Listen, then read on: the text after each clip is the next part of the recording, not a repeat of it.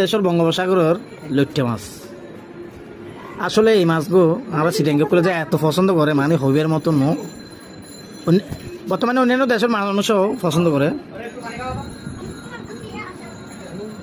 তবে ভালো করে যদি সুন্দর করে রাঁধতে পারে হাইতে খুব সুস্বাদু।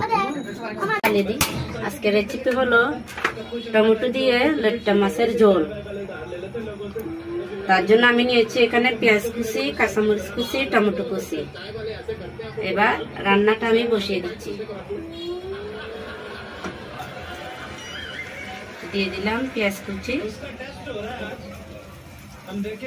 দিয়ে দিলাম টমেটো কাঁচামরিচ কুচি।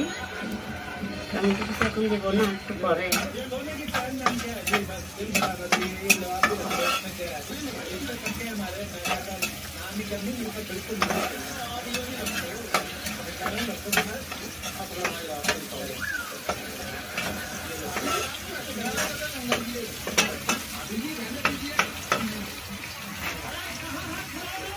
দেব হলুদ গুঁড়া সামান্য, মরিচ গুঁড়া সামান্য, পরিমাণ মতো দিলেই হবে।